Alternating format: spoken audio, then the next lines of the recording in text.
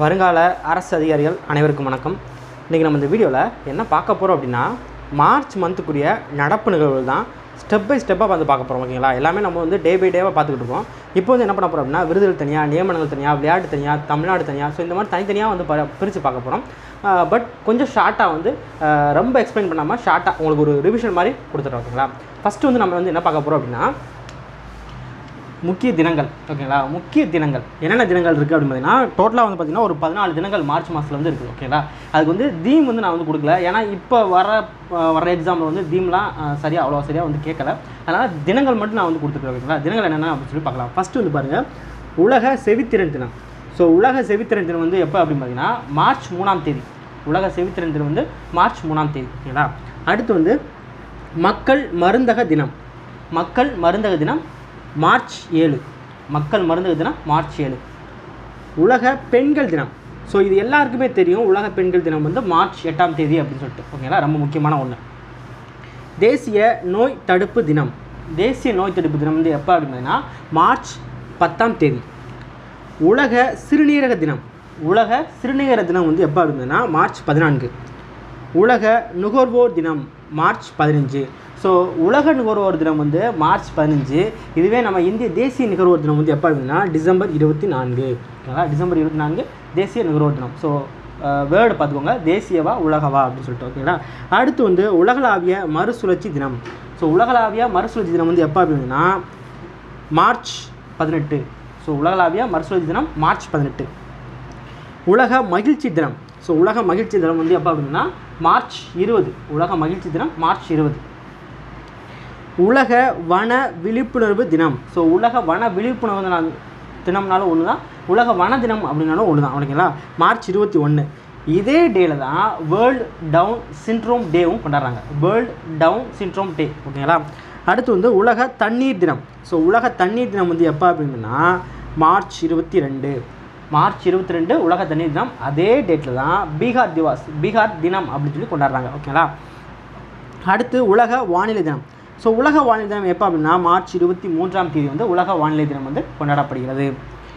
உலக காசநோய் தினம். ஸோ உலக காசநோய் தினம் வந்து எப்போ அப்படின்னா மார்ச் 24. அதே தினத்தில் தான் மனித உரிமை மீறல்களால் உரிமை மற்றும் கண்ணியத்திற்கான தினம். ஸோ அதே தினத்தில் தான், அதாவது மார்ச் 24 தான் மனித உரிமை மீறல்களால் உரிமை மற்றும் கண்ணியத்திற்கான தினம். அடுத்து வேர்ல்டு தியேட்டர் டே. ஸோ உலக திரையரங்க தினம் எப்போ அப்படின்னா மார்ச் 27ஆம் தேதி. அடுத்து ராஜஸ்தான் தினம். ஸோ ராஜஸ்தான் தினம் வந்து மார்ச் 30. ஸோ தினங்கள் அப்படின்னு பார்த்துக்கிட்டிங்கன்னா இந்த மார்ச் மாதத்தில் இவ்வளோ தான் இருக்குது, ஒரு 14 தினங்கள் இருக்குது. ஓகேங்களா, அடுத்ததாக நம்ம என்ன பார்க்க போகிறோம் அப்படின்னா விருதுகள். ஸோ நிறைய விருதுகள் இருக்குது, அதில் முக்கியமான ஒரு 10 விருதுகள் மட்டும் கொடுத்துருக்காங்க. ஓகேங்களா, ஜஸ்ட்டு நீங்கள் வந்து ரிவிஷன் பண்ணிக்கோங்க. ஃபஸ்ட்டு வந்து பார்த்திங்க அப்படின்னா கிகா. ஸோ கிகா கலாம் அரசு ஆளுமை விருது. இது யார் கொடுத்துருக்காங்க அப்படின்னா Chennai metro. So Chennai metro rail நிறுவனம் இல்லையா, அவங்களுக்கு வந்து கிகா 2019க்கான விருது வந்து கொடுத்துருக்காங்க. அடுத்து பகவான் மகாவீர் அகிம்சா புரஸ்கார் விருது. ஸோ பகவான் மகாவீர் அகிம்சா புரஸ்கார் விருது வந்து அபிநந்தன். ஸோ அபிநந்தன் கொடுத்துருக்காங்க, பைலட் அபிநந்தனுக்கு கொடுத்துருக்காங்க. அடுத்து வந்து பார்த்திங்க அப்படின்னா க்ரீன் ஏரா அவார்ட், பசுமை சகாப்த விருது. ஸோ பசுமை சகாப்த விருது வந்து எந்த நிறுவனத்துக்கு கொடுத்துருக்காங்க அப்படின்னு பார்த்தீங்கன்னா டிவிஎஸ் நிறுவனத்துக்கு கொடுத்துருக்காங்க. Commonwealth Youth Award. So Commonwealth Youth Award யார் கொடுத்துருக்காங்க அப்படின்னா பத்மநாபன் கோபாலன் அப்படிங்கிறவங்க கொடுத்துருக்காங்க. Padmanabhan Gopalan. Abel Prize.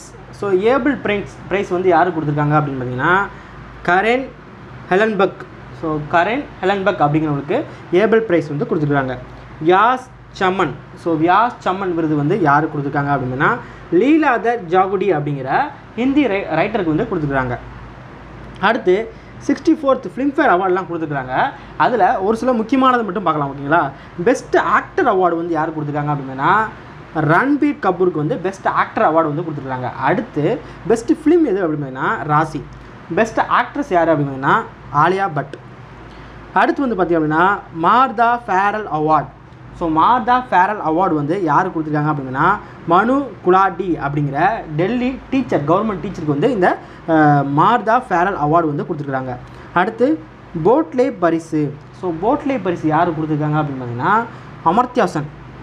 So பொருளாதார அறிஞர் அமர்த்தியா செனுக்கு வந்து போட்லே பரிசு வந்து கொடுத்துருக்காங்க. அடுத்து இந்தியாவின் பசுமை கட்டட விருது.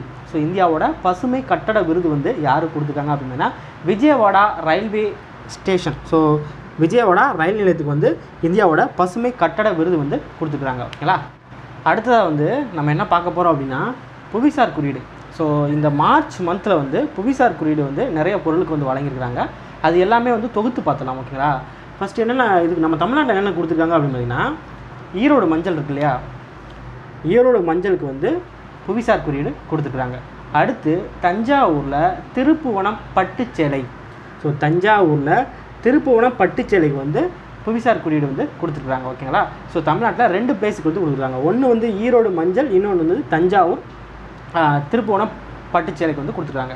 அடுத்து வந்து பார்த்திங்க அப்படின்னா கேரளாவில் மறையூர் ஜாக்கரி அப்படிங்கிற ஒரு ஸ்வீட் இனிப்பு வகைக்கு வந்து புவிசார் குறியீடு கொடுத்துருக்காங்க. ஸோ மறையூர் ஜாக்கரி அப்படிங்கிற ஒரு ஸ்வீட்டுக்கு கேரளா மாநிலத்துக்கு வந்து புவிசார் குறியீடு வந்து கொடுத்துருக்காங்க. ஓகேங்களா. அடுத்து வந்து பார்த்திங்க அப்படின்னா சிர்சி சுப்பாரி. ஸோ சிர்சி சுப்பாரி அப்படிங்கிற ஒரு பாக்கு வகை. ஸோ பாக்கு வகைக்கு வந்து கர்நாடகா மாநிலத்துக்கு புவிசார் குறியீடு கொடுத்துருக்காங்க. ஸோ கர்நாடகா மாநிலத்தில் நிறையா பொருளுக்கு வந்து புவிசார் குறியீடு கொடுத்துருப்பாங்க. ஓகேங்களா.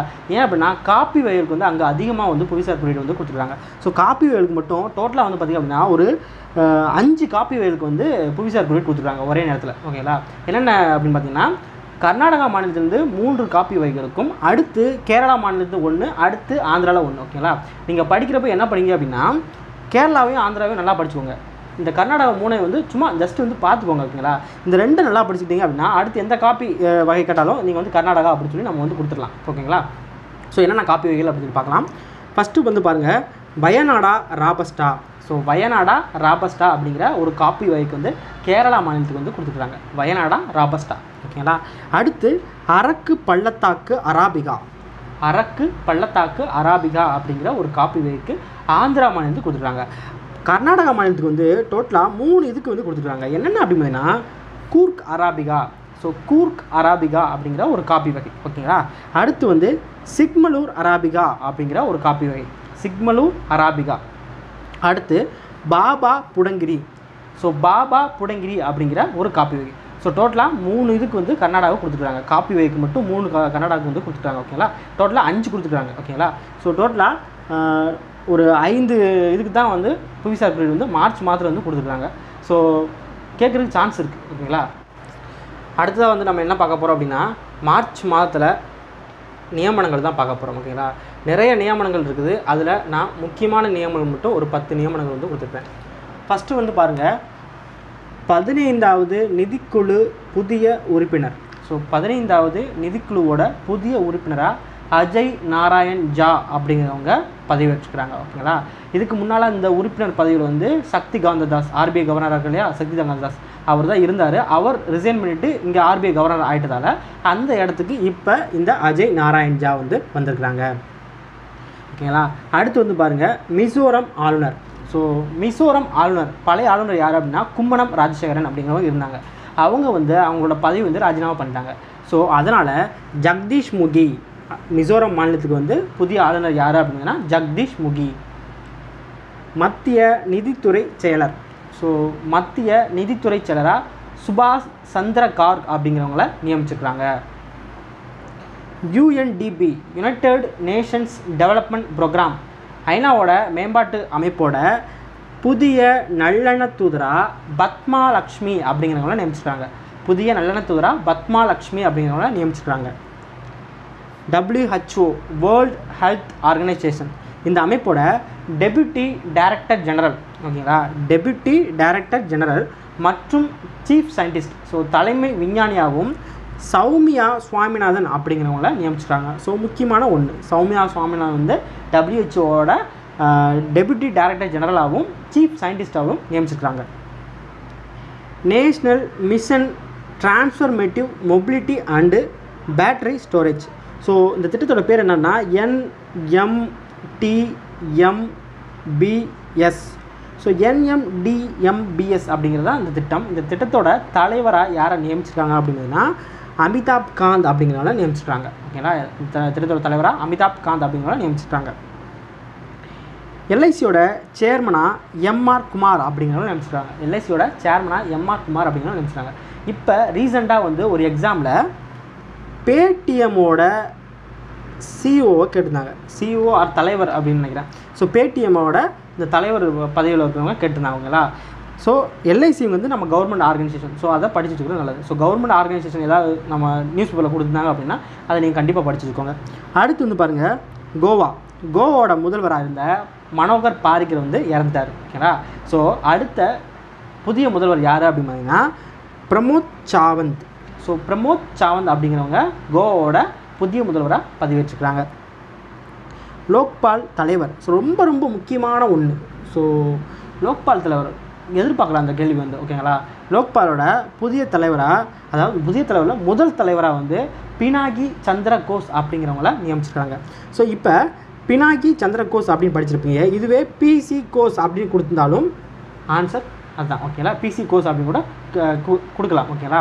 ஸோ பினாகி சந்திர கோஸ் தான் இந்த லோக்பால் அமைப்போட தலைவர் அப்படின்னு சொல்லலாம். ஓகேங்களா.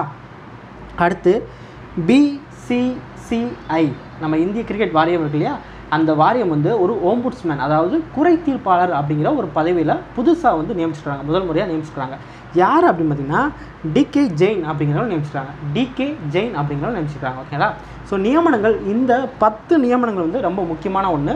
அதில் ரொம்ப முக்கியம் அப்படின்னு சொன்னோம்னா இந்த லோக்பால் தலைவர், இது வந்து ரொம்ப முக்கியமான ஒன்று. கண்டிப்பாக இந்த இதுலேருந்து கொஸ்டின் வர்றதுக்கு சான்சஸ் இருக்குது. இந்த லோக்பால் பற்றி, இந்த லோக்பால் தலைவர் மட்டும் படிக்காதீங்க, அதில் உறுப்பினர்கள் எத்தனை இருக்கிறாங்க, அடுத்து அந்த லோக்பால் எப்போ கொண்டு வந்தது, இது எல்லாமே வந்து படிச்சு வச்சுக்கோங்க. கண்டிப்பாக வந்து கேட்குறதுக்கு சான்சஸ் இருக்குது. ஓகேங்களா.